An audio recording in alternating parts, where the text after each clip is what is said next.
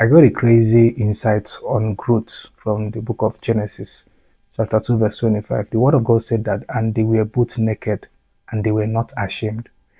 What I got from there was so striking that I had a personal experience from it. So one day I stepped out to go and eat in the evening because I was trying to make sure I eat before 7. So I stepped out. It was already dark. I was on call with one of my guys. We were talking. I was just trying to. I think I was the one talking. I went to the place where we were supposed to eat, and there were a lot of people there, so I had to wait a bit for some people to leave. Then, while I was talking with him, there was a light, I think, opposite me that was shining in that area. And I looked down at what I wore. I discovered that I was wearing two different slippers. And that was why I became aware of a problem that I did not know existed before. All of a sudden, I was ashamed. I was hiding my legs. Like, oh my God, what kind of mistake? Why would I come out like this? This was a terrible mistake. I was so self conscious. I was looking left and right. What kind of mistake is this? I shouldn't have come out this way. But when I was coming out, before that time, I was walking majestically.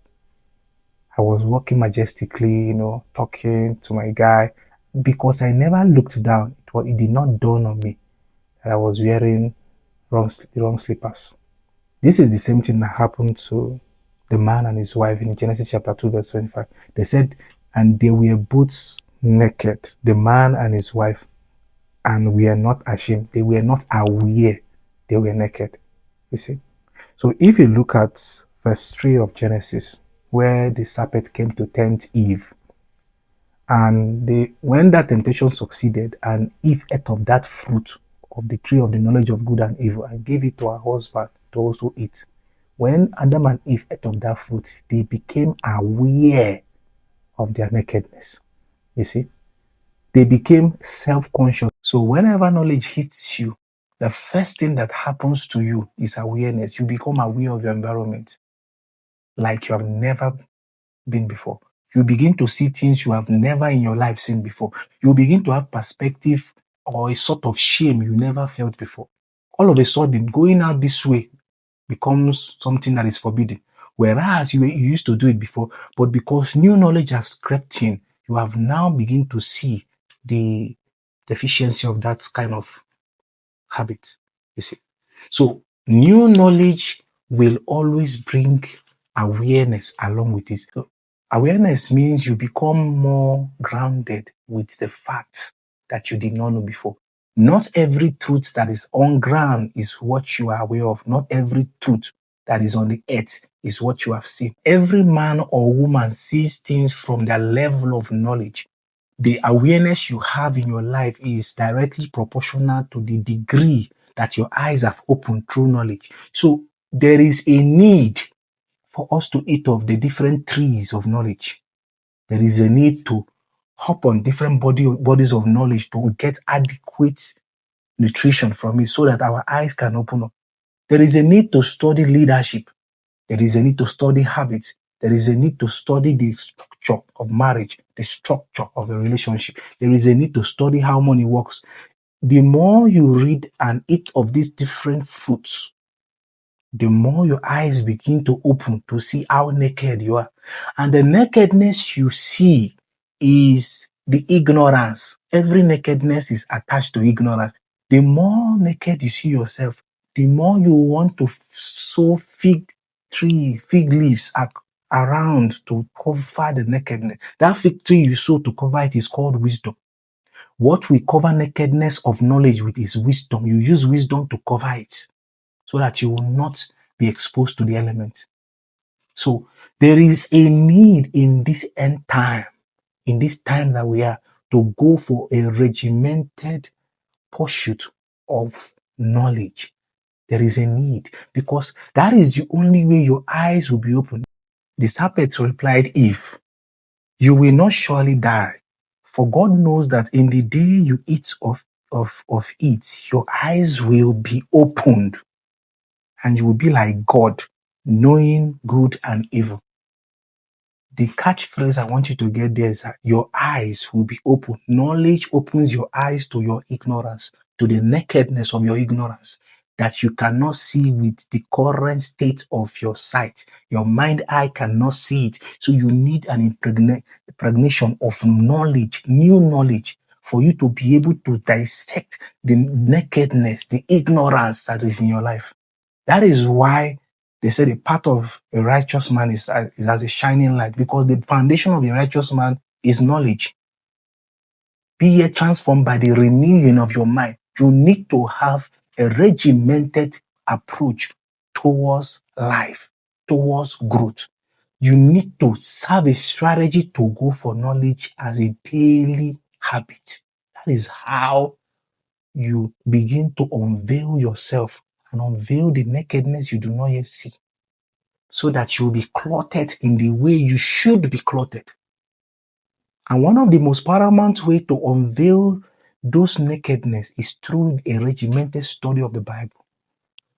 The manual of life is the best approach to knowing what nakedness lies in your life, what character flaws you have, what issues you do not even know yet exist in your life. Then another approach is to make sure you get books in your area of calling. Most of you are sent to the business field. Most of you are sent to the entertainment. Whatever area of call you have, make sure you get books and impregnate yourself with enough competence from this material, from those materials, so that you can be able to stand competent in front of anybody or any crowd that calls for you. So what I'm saying is you have to learn how to live a life that is driven only by knowledge. You need to have a regimented, structured growth pattern for your life. You need to have a structure for you, for the word of God in your life.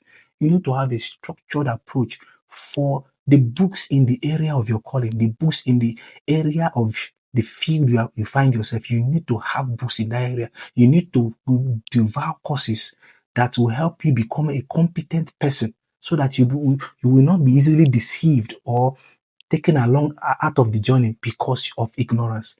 You should be someone that is a thought leader, a sought after person in your calling, in your field.